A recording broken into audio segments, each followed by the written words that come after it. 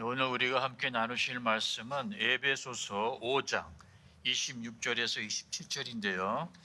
말씀 이해를 돕기 위해서 제가 현대인의 성경과 쉬운 성경 이 두 버전을 합쳐서 이 혼합 버전으로 읽어드리도록 하겠습니다. 제가 봉독합니다.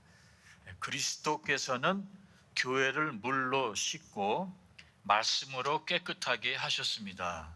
마치 얼룩이나 주름이나 그 밖에 결점이 없이 아름답고 깨끗한 신부처럼 교회를 깨끗하고 거룩하게 자기 앞에 세우기 위해서 그리스도께서 죽으셨던 것입니다. 다시 말씀드리자면은 그리스도께서 죽으신 이유는 교회를, 우리를 깨끗하게 씻어 주시려고 죽으셨다는 것이죠.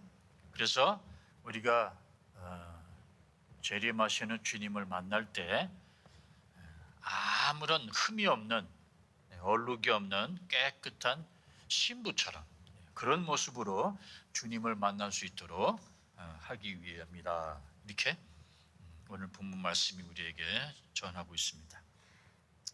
오늘 설교는 한 편의 짧은 비유 이야기로 제가 시작해 보려고 합니다.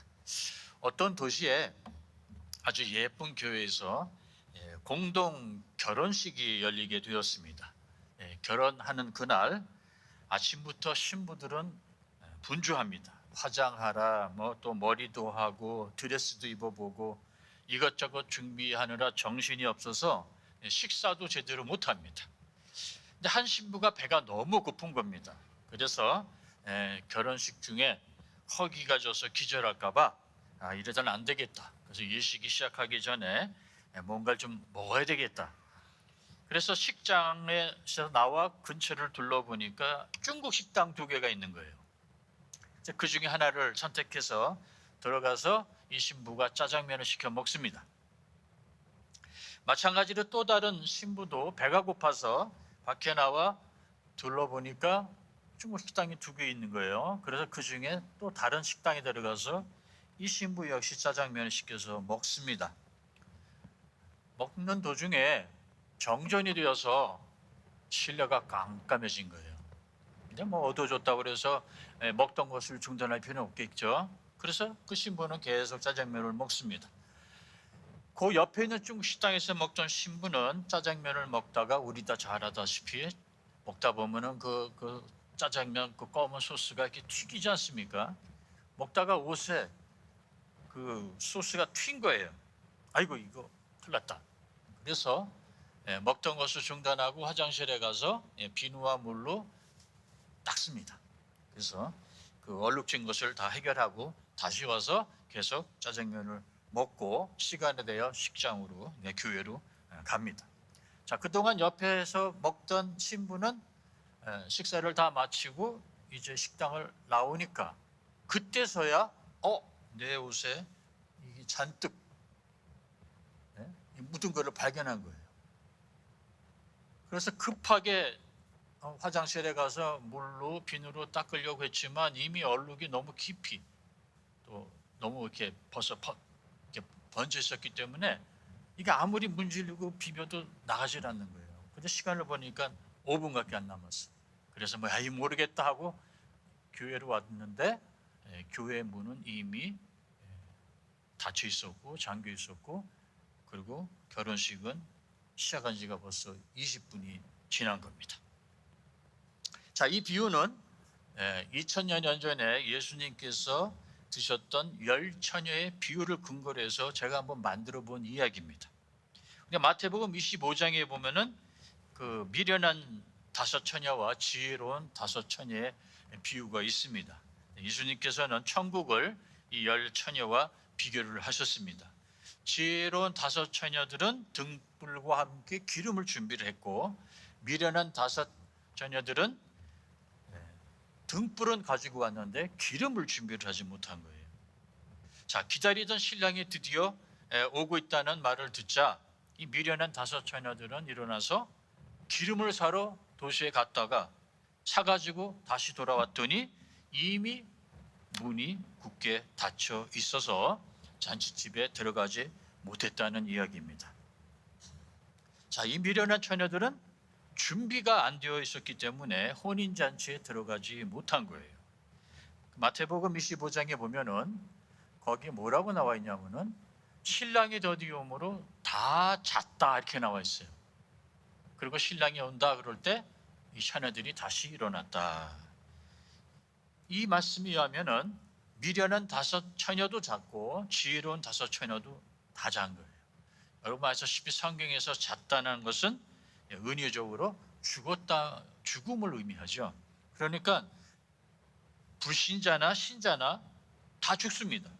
차이가 있다면은 이 성도를, 신도를 상징하는 이 슬기로운 처녀들은 생전에 신랑 예수 그리스도의 재림을 준비하다가 죽은 것이고, 그 다음에 미련한 처녀들로 상징화된 이 불신자들은 아무런 준비 없이 죽는 거예요. 자, 죽음뿐만 아니라 우리가 짓는 죄도 그렇습니다. 신자도 죄를 짓고 불신자도 죄를 짓습니다. 이 짜장면, 이 소스가 튀겨 옷에 얼룩이 지는 것은 불신자나 신자나 마찬가지라는 겁니다. 이 땅에 살면서 불신자도 죄를 짓고 신자도 죄를 짓습니다. 자, 그렇다면은 불신자로서 죄를 짓는 것과 성도로서, 신자로서 죄를 짓는 것이 같을까 아니면 다를까? 불신자가 지는 죄와 신자가 짓는 죄를 객관적으로 죄의 행위만 본다면 같습니다. 불신자가 사탕 하나 훔친 거나 성도가 사탕 하나 훔친 거나 훔친 사탕 한 개만 놓고 볼 때는 아무런 차이점이 없다는 거예요. 동기도 역시 같습니다. 먹고 싶은데 살 돈이 없어서 훔친 거예요. 그럼 차이점은 무엇인가? 차이점은 죄를 범하고 난 후입니다. 지은 죄를 어떻게 해결하는지 바로 여기에 차이점이 있는 것이에요. 우선 어둠에 살고 있는 불신자들이 말하는 죄는 빛의 세계로 옮겨진 신자, 성도, 의인인 우리가 말하는 죄와 다릅니다. 여러분은 불신자를 한번 전도해 보신 적 있으십니까? 저는 선교지에서 아침에는 의료 치료를 하고 낮에는 그 환자들의 집을 방문해서 그들을 전도하곤 했었습니다. 그때 제가 첫 번째 던지는 질문이 이거였었어요. 당신은 죄인입니까? 라고 제가 물어봐요. 그러면은 100이면 100, 10명이면 10명 모두 다 아니라고 대답을 해요. 왜냐하면 자기는 한 번도 범죄를 저진 적이 없고 한 번도 감옥에 갇힌 적도 없고 자기는 너무나 솔직하게 살고 착하게 살고 남에게 피해를 주지 않았다는 거예요. 그래서 자기는 죄인이 아니라고 그렇게 답을 합니다. 자, 죄에 대한 개념 자체가 달라요. 그들에게 죄는 뭐냐? 그들에게 죄는 하나님 앞에 지는 죄가 아니라 나라의 법 앞에 지은 범죄를 의미합니다. 범죄를 저지르지 않았으니까 죄를 자백할 것도 없고 회개할 것도 없고 용서를 구할 필요성조차 없다는 거예요. 이 어둠의 자녀들은 죄 가운데 살아가는 것 자체가 그들의 자연스러운 삶의 모습입니다. 그래서 불신자들은 이 본성적으로 죄를 져요. 반면에 신도인 우리는 의도적으로 죄를 짓습니다. 불신자는 죄가 죄인 줄도 모르고 죄를 져요. 신자는 죄가 죄인 줄 알면서도 죄를 짓습니다. 죄인 줄 알면서도 죄를 짓기로 선택했기 때문에 사실 신자가 의도적으로 짓는 죄의 형벌은 더 무겁고 그 책임이 더 큰 것이 맞습니다. 즉 진리를 알면서도 짓는 죄는 무지에서 비롯된 죄보다 더 무거운 대가를 치루어야 한다는 것입니다. 그래서 예수님께서 누가복음 12장 47절에 이렇게 말씀을 하셨어요. 주인의 뜻을 알고도 준비하지 아니하고 그 뜻대로 행하지 아니한 종은 많이 맞을 것이요 알지 못하고 맞을 일을 행한 종은 적게 맞으리라.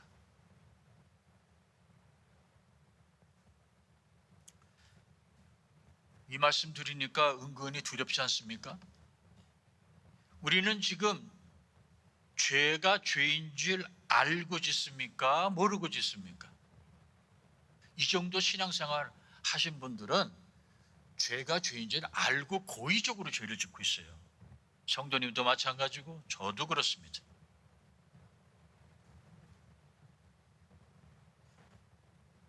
차라리 죄가 죄인 줄 모르고 불신자였을 때는 괜찮았는데 이제는 죄가 죄인 줄 알고 고의적으로 죄를 우리가 지고 있단 말이에요. 그래서 두려움이 있습니다. 나중에 우리가 주님 앞에 섰는데 주님께서 야, 너 알면서도 어쩜 그렇게 죄를 많이 졌냐라고 추궁당할까 봐 두려운 거예요. 자, 그런데 바로 여기에 신자인 우리에게 기쁜 소식이 있습니다. 이 기쁜 소식을 알려드리기 전에 먼저 다시 한번 확실히 짚고 넘어가야 할 중요한 점이 하나 있습니다. 제가 질문 하나를 하겠습니다. 성도님은 지금 죄인입니까? 의인입니까? 몇 달 전에 이미 이걸 다뤘어요, 우리는. 이제 나이가 먹어갈수록 자꾸 까먹어요. 다시 제가 질문을 던질게요. 성도님은 지금 죄인입니까? 의인입니까? 성도님은 지금 어두움 가운데 살고 계십니까? 아니면 빛 가운데 살고 계십니까? 베드로전서 2장 9절 우리 한번 함께 볼까요? 자, 너희는 택하신 족속이요 그의 소유가 된 백성이니 너희를 어두운 데서 불러내어 빛에 들어가게 하셨다. 이렇게 기록되어 있어요. 그러므로 우리가 구원받는 순간 우리는 어두움에 살고 있는 불신자들이었는데 죄인들이었는데 빛으로 옮겨지게 됩니다. 그래서 우리는 죄인에서 의인이라는 새로운 신분을 얻게 돼요. 그걸 누가 가능케 했는가? 히브리서 10장에 보니까 예수 그리스도의 몸을 단번에 들이심으로 말미암아 이렇게 나와 있어요. 그래서 우리가 거룩하게 돼서 한 번의 제사로 우리가 영원히 온전하게 되었다. 그렇게 나와 있습니다. 바로 예수 그리스도가 십자가에서 단 한 번의 희생으로 어두운 데 있던 우리를 불러내어서 빛으로 옮겨주셨기 때문에 우리는 이제 하나님의 빛의 세계에 들어온 의인들입니다. 그러니까 죄인에서 의인으로 신분 교체가 일어난 거예요. 예전에는 우리가 어둠 속에 있는 죄인이었어요. 죄가 죄인지도 모르고 죄를 지고 있었는데 우리가 구원받고 우리 영의 눈이 띄우고 빛으로 옮겨지자 이제 우리는 의인이 됩니다. 그래서 나중에 도쿠멘트를 이렇게 보이면 거기는 분명히 의인이라는 도장이 찍혀 있어요. 자, 그런데 신분이 바뀌었다고 우리가 더 이상 죄를 짓지 않는가? 그렇지 않습니다. 현실이 말해줍니다. 우리는 계속 죄를 짓고 살아요. 빛 가운데 있는 의인은 사실 죄를 짓지 말아야 하는데 안타깝게도 불행하게도 의인이 되었는데도 불구하고 의인도 계속 죄를 짓습니다. 바로 여기에 근데 우리의 기쁜 소식이 있는 거예요. 뭐가 기쁜 소식이냐? 이 사실을 하나님도 인정하신다는 겁니다. 하나님도 아세요. 그래서 요한일서 2장 1절 여러분 잘 보시기 바랍니다. 요한이 성도들에게, 신자들에게, 의인들에게 편지를 보내면서 나는 여러분들이 죄를 짓지 않게 하려고 이 편지를 지금 쓰고 있습니다. 그러나 누군가가 죄를 짓는다 하더라도 이 말은 혹시 누가 죄를 짓더라도 우리에게는 우리를 도와주시는 예수 그리스도가 계십니다. 그는 의로운 분이시며 우리를 대신하여 아버지 앞에서 우리를 변호해 주십니다. 라고 이렇게 기록이 되어 있는 거예요.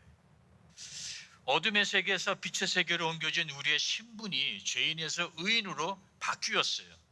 그래서 더 이상 죄를 짓지 않는 것이 사실은 가장 이상적이고 바람직한 하나님의 자녀의 모습이겠지만, 의인도 아직 신령한 몸이 아니라 이 연약한 썩을 육체의 몸을 아직 입고 있는 존재이기 때문에 계속 죄를 질 수밖에 없다는 것을 하나님도 알고 계신다는 겁니다. 자, 그러니까 될 수 있으면, 할 수만 있으면 유혹을 물리치고 죄를 짓지 않는 삶을 목표로 하지만, 혹시 죄를 범하게 되거든 좌절하지 마시고 자책하지 마시고 숨으려 하지 마시고 오히려 하나님께 우리의 죄를 고백해야 된다는 것입니다. 우리의 연약함을 그대로 드러내 보여드리는 거예요.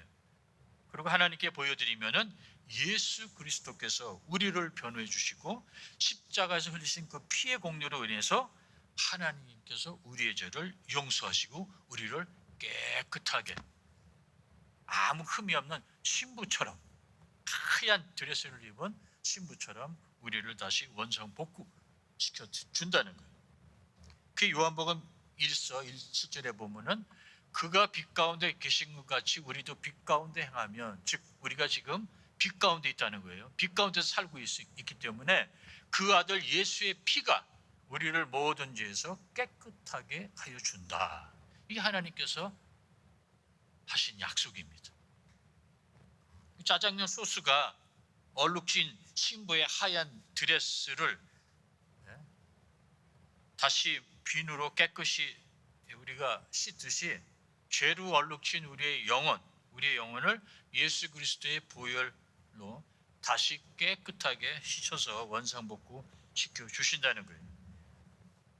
그럼 불신자들은 어떤가? 불신자들은 계속 죄를 짓고 있어요. 어둠 속에 살고 있습니다.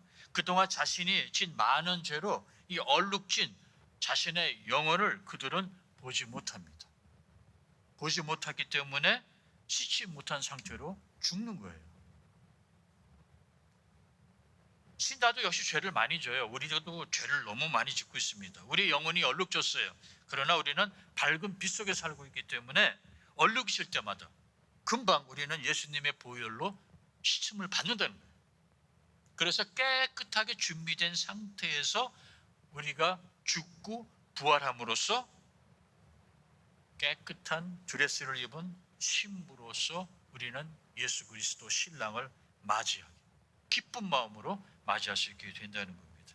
그러므로 어둠의 죄인과 빛의 의인의 가장 두드러지는 차이점은 죄를 짓느냐 안 짓느냐가 아니라 죄에 대한 인식, 그리고 죄의 문제를 해결할 수 있느냐 해결할 수 없느냐, 바로 여기에 차이가 있는 것이에요. 자, 두 신부의 비유 이야기로 다시 돌아가 보겠습니다. 밝은 식당에서 짜장면을 먹던 신부는 하얀 옷에 짜장 이 소스가 튀자마자 이럽니다. 아이고 칠칠 맞지 못하게 나는 아직도 어린애처럼 이 짜장면을 먹으면서 이렇게 옷에 이 소스를 튀기고 먹네. 자기가 자기를 봐도 한심한 거예요. 그래서 얼굴을 발견하는 즉시 화장실로 뛰어가서 물과 비누로 닦아냅니다. 빛의 자녀는 죄의 얼룩을 보면요 마음이 불편해요. 신앙생활을 한 지 지금 30년, 40년, 50년, 60년 나이로 따지자면 이제 80, 90을 바라보는데 아직도 나는 이 죄를 짓고 있네. 내 자신이 싫은 거예요. 그래도 얼룩이 졌으니까 빨리 가서 예수 그리스도의 보혈피로 씻음을 받습니다. 그래서 빛의 자녀는 남의 것을 훔치거나 또는 거짓말을 하고 나면요 가슴이 두근거려요. 양심의 가책을 느껴 어찌할 바를 몰라요. 그러면서 하는 말이 있어요. 죄 짓고는 못 살겠네. 그래요. 하루라도 빨리 다리 뻗고 편하게 자고 싶어서 결국은 하나님께 죄를 고백하고 해결을 합니다. 그래서 하나님의 용서를 통하여 죄의 문제가 해결된 후에야 마음 편하게 다시 잠자리에 들어가게 된다는 것이에요. 그래서 빛의 자녀는 죄의 얼룩을 보면 바로 가서 씻고 닦으려고 한다는 것이죠. 그런데 반대로 어둠의 자녀들은 그 얼룩조차를 보지를 못해요. 신경도 쓰지 않습니다. 나중으로 미루다 결국 때를 놓치고 만다는 것입니다. 여러분, 의인인 우리도 계속 죄를 짓고 있습니다. 그러나 우리는 영적으로 살아있는 존재들이에요. 그리고 한 번은 제가 옛날에 의사생활할 때에 응급실에서 근무를 하고 있었어요. 근무를 하고 있었는데 한 환자가 들것에 실려 들어옵니다. 물어봤더니 이렇게 에이즈 환자예요. 그래서 진찰가 이렇게 진찰을 해봤더니 몸의 이 한 일부가 이게 괴사가 되어 있어. 괴사라는 게 썩었다는 거예요. 살이 다 썩어버렸어요. 그런데도 그 사람은 아무 통증도 열도 없었대요. 왜 이런 현상이 일어나는가? 면역 시스템이 무너지면요, 몸은 심각한 병에 걸려도 통증이나 열 같은 이런 경고 신호를 보내지 못합니다. 그러다 병이 깊어져 가지고 거의 죽음에 가까워 이르서야 그때 뒤늦게 병원을 찾아오게 돼요. 그러나 면역이 건강한 사람은 어떤가? 작은 이상에도 통증과 열로 몸이 반응을 해요. 그래서 병의 초기 단계에 치료를 받을 수 있는 거예요. 의인도 육체의 연약함으로 범죄 또는 죄를 지을 수 있어요. 그러나 영적으로 건강하기 때문에 죄에 아주 예민하게 반응을 합니다. 그래서 죄를 지을 때 양심의 찔림과 회개하는 마음이 있어서 다시 거룩함을 향해 나아가고 싶은 의지가 생기고 다시 하나님과의 올바른 관계를 회복하고자 하는 욕망이 생기게 되는 거예요. 하나님과 서먹서먹해진 관계를 회복하는 유일한 길은 오직 예수 그리스도의 이름밖에 없습니다. 그래서 사도행전 10장 43절에 보면은 그를 믿는 사람들이 다 그의 이름을 힘입어 죄사함을 받는다라고 기록되어 있어요. 그래서 요한 1서를 우리가 전체로 살펴보면요, 이런 맥락입니다. 죄를 짓지 않는 삶을 지향하라. 죄를 안 짓는 것이 최선입니다. 그러나 혹시 죄를 지었거든 그 죄를 숨기지 말고 정직하게 하나님 앞에 자백하라. 그러면은 예수 그리스도의 보혈로 신실하신 하나님은 반드시 너를 용서해 줄 것이다. 자, 그럼 우리가 죄를 질 때마다 예수 그리스도의 보혈로 용서를 받고 다시 깨끗해지니까 그럼 마음대로 죄를 져도 됩니까? 여러분 어떻게 생각하세요? 그냥 마음대로 죄를 져도 됩니까? 마음대로 죄 져도 됩니다.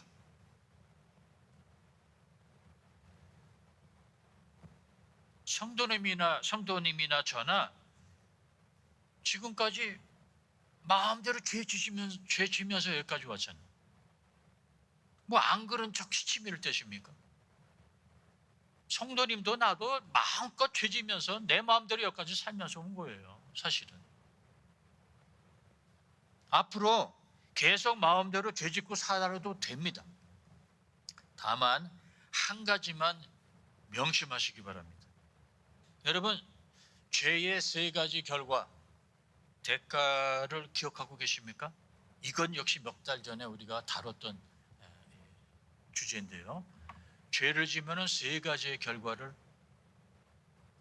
죄가 세 가지의 결과를 초래합니다. 죄의 대가 첫째는 정죄예요. 폴티스는 꼰대나성이라고 그래요. 또 한 가지는 징계입니다. 가스지구, 분이성. 그다음에 세 번째는 죄가 가져오는 자체적 손상, 후유증입니다.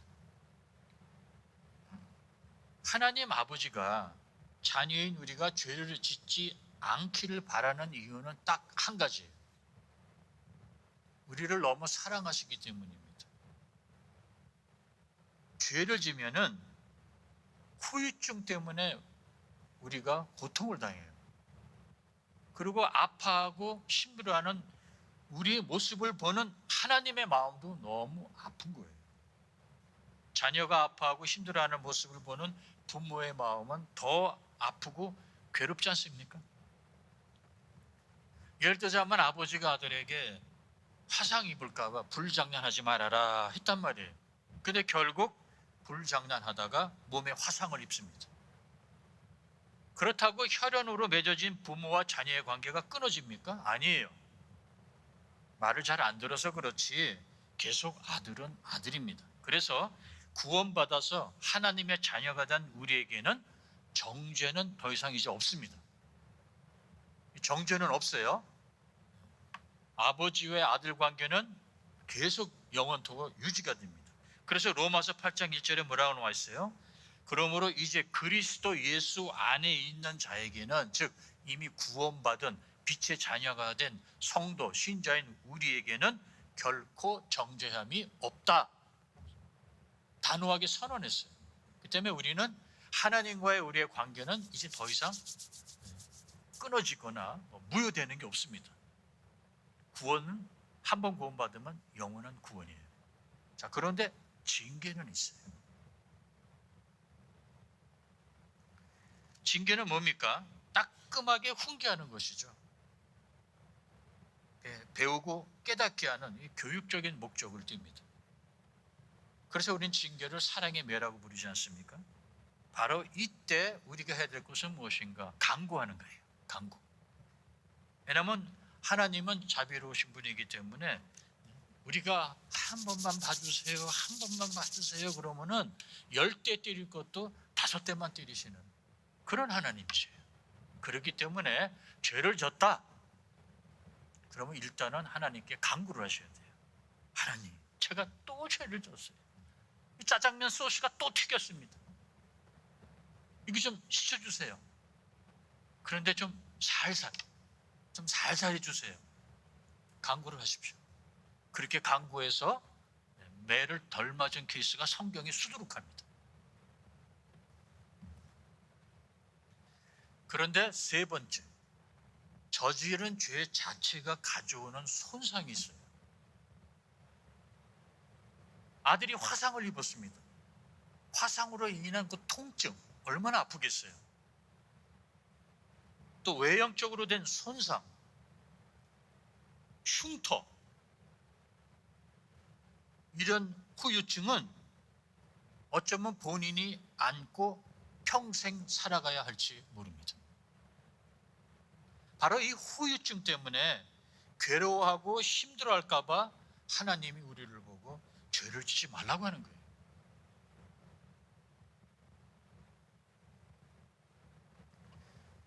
불장난하지 마라 이놈아. 그 아들이 미워서 우리가 그렇게 말합니까?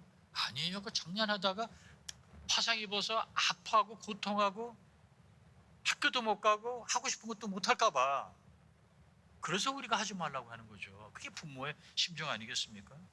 잠언 6장 27절과 28절에 이 후유증에 대해서 너무나 상세하게 말씀을 하셨는데요. 이런 말씀이 거기 기록되어 있어요. 사람이 불을 품에 품고서야 어찌 그의 옷이 타지 아니하겠으며 사람이 숯불을 받고서야 어찌 그의 발이 되지 아니하겠느냐. 바로 이 후유증의 원칙을 구약에서 이미 밝히고 있습니다.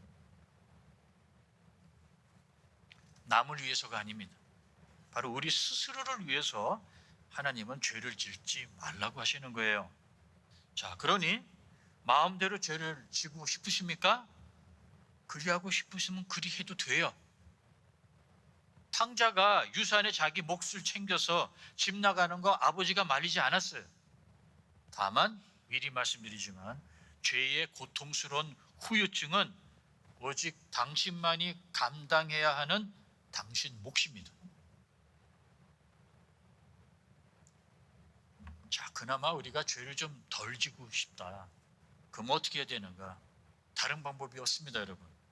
사람들에게나 또는 어떤 기관, 나라, 정부, 공동체에게 죄를 범했다는 인식보다 먼저 하나님에게 내가 죄를 졌다, 죄를 범했다, 그런 인식이 있어야 그나마 우리는 죄를 덜 지게 돼요. 예를 들자면 가늠하는 자는 아내에게 남편에게 죄를 짓기 전에 먼저 하나님에게 죄를 짓는 거예요. 보디발의 아내가 요셉을 유혹할 때 요셉은 그 유혹을 거절하면서 뭐라고 말합니까? 창세기 39장 9절에 나와 있죠. 자, 넘어갑니다. 주인이 아무것도 내게 금하지 아니하였다. 금한 것은 아내인 당신뿐이다. 당신은 그의 아내가 아닌가. 그런즉 내가 어떻게 당신과 함께 할 수 있겠는가? 이 큰 악을 내가 어떻게 하나님께 질 수 있겠는가? 이게 그의 고백이었었어요. 그런데 여러분 이 구절의 맥락을 따라서 다시 제가 한번 읽어보면 주인이 나에게 모든 걸 다 맡겼는데 당신만은 아닙니다. 그러니 내가 만약에 당신과 동침한다면은 나는 주인께 큰 죄를 지는 겁니다. 이게 사실은 맥락으로 볼 때는 더 자연스러운 거예요. 그렇죠? 그런데 요셉은 내가 어떻게 하나님께 죄를 질 수 있겠습니까?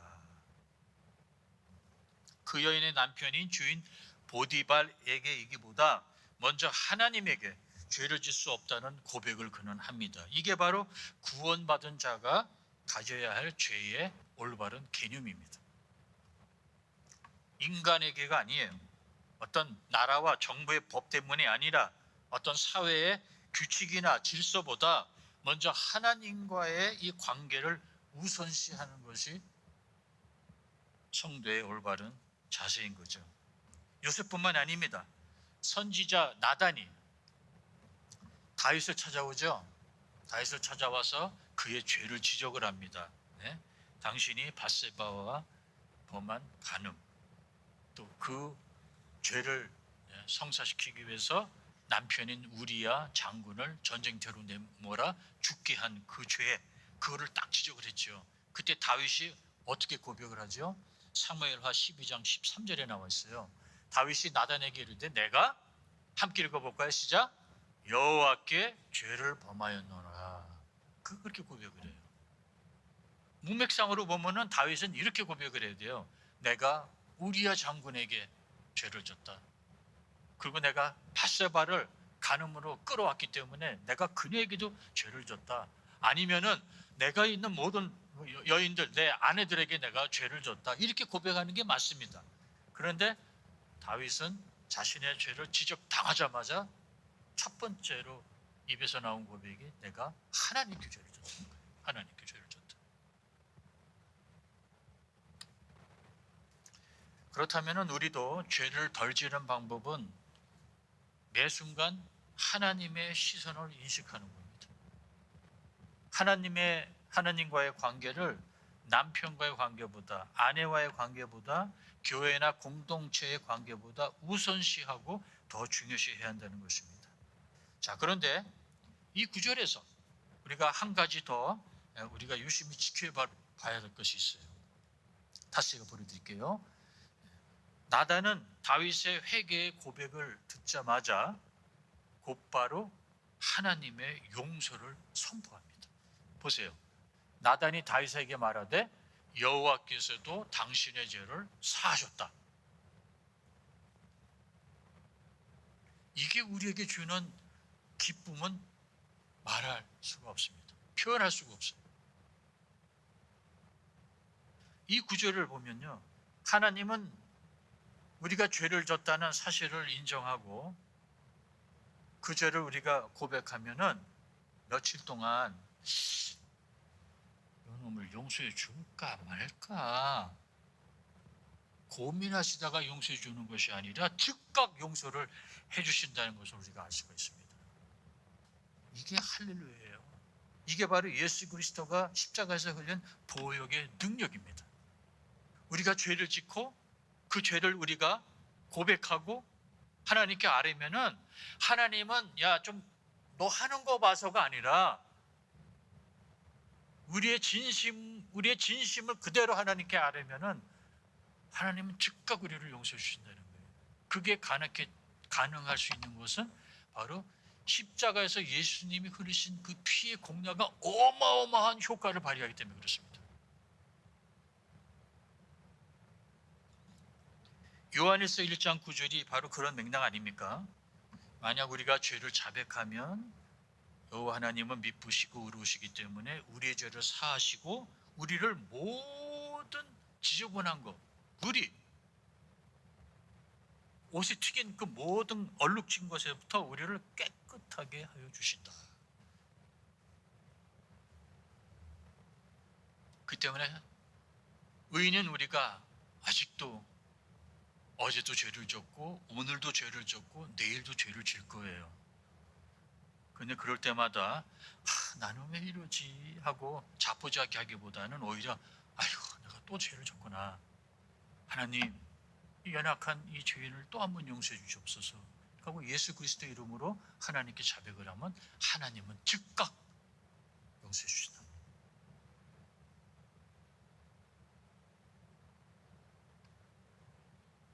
그런데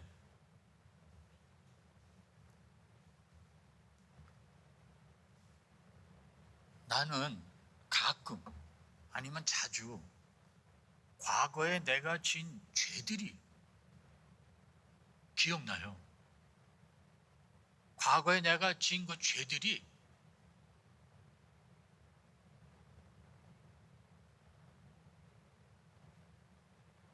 내 기억력에 다시 나타나서 나를 괴롭게 하고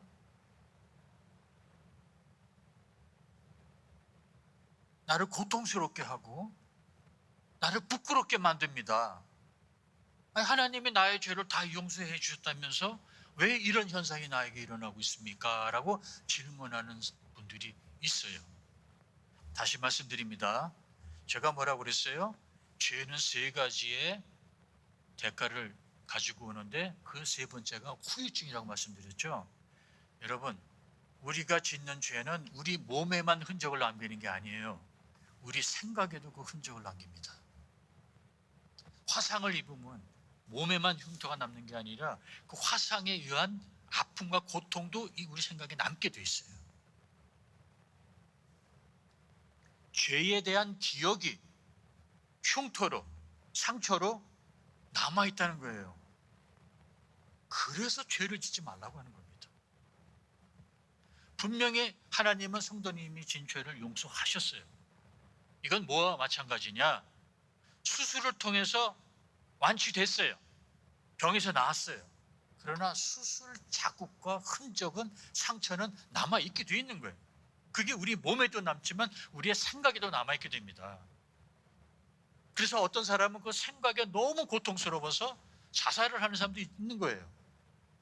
그래서 사랑하는 연합교회 성도 여러분, 그리고 저에게도 제가 지금 이 도전을 하는데 될 수 있으면 죄를 짓지 마세요. 왜냐하면 그 후유증이 어떨 때는 너무 우리를 괴롭게 할 때가 있기 때문입니다. 요한복음 14장 6절에 보니까 예수께서 말씀하시기를 내가 곧 길이요 진리요 생명이니 나로 말미암지 않고는 아버지께로 올 자가 없다. 이 말씀은 우리의 구원뿐만 아니라 구원받은 후 우리가 죄를 질 때마다 다시 하나님께 나아갈 수 있는 유일한 방법은 예수 그리스도밖에 없다는 겁니다. 사랑하는 연합교회 성도 여러분, 오늘도 예수 그리스도께서 십자가에서 흘리신 그 보혈의 능력을 믿으시기 바랍니다. 그분이 흘리신 그 피는 얼마나 이 강한 능력이 있으시냐면은 그 어떠한 죄도 그 수백, 수천, 수백만 번 우리가 진 그 죄도 다 녹여버릴 정도로 강한 효력을 발휘한다는 거예요. 성도님이 오늘도 죄를 지고 내일도 죄 질 거예요. 저도 마찬가지입니다. 그럴 때마다 숨지 마시고 아버지 내가 또 죄를 졌어요. 한 번만 또 용서해 주시겠습니까? 예수 그리스도 이름으로 한 번만 더 용서해 주세요. 하나님이 오냐 하고 우리를 용서해 주신다는 거예요. 그러니까 기죽지 마세요. 사탄은 계속 성도님을 찾아와서 야, 너 같은 게 무슨 장로냐? 너 같은 게 어떻게 목사냐? 너 같은 게 어떻게 교회를 30년 40년 다녔다고 감히 말할 수 있겠느냐? 계속 우리를 정죄하려고 해요. 거기 속아 넘어가면 안 됩니다. 나는 빛의 자녀요, 나는 의인이요, 나는 예수 보혈피로 다시 태어난 새로운 인생이요, 나는 하나님의 자녀로서 지금도 예수 그리스도의 이름으로 나는 내 죄를 용서받았다. 그렇게 선언할 수 있어야 됩니다. 히브리서 읽고 마칠게요. 히브리서에 보니까 이런 말씀 기록되어 있어요. 그러므로 형제들아, 우리가 예수의 피를 힘입어 성소에 들어갈 담력을 얻었다. 이제 담대해 줬다는 거예요. 우리가 왜? 예수 그리스도의 피 때문이에요.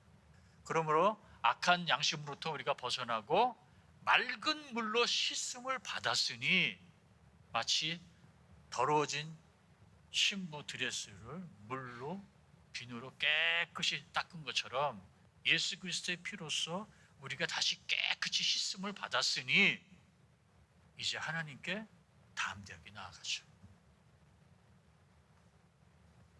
이 말씀 근거에서 아름답고 깨끗한 신부의 모습으로 하나님 앞에 담대히 나가는 저와 여러분 되시기를 주의 이름으로 축원합니다. 아멘. 기도하시겠습니다. 하나님 아버지, 이 말씀을 선포한 목사인 저도 또 마음의 귀를 열고 이 말씀을 들은 성도님들도 성령 충만하고 은혜 충만해서 일주일을 또 승리하면서 살게 저희를 도와주시옵소서. 우리가 진 죄, 지구에 있는 죄, 앞으로 지을 죄를 다 용서하기 위해서 십자가에서 피를 흘려주신 예수 그리스도의 이름으로 기도합니다. 아멘.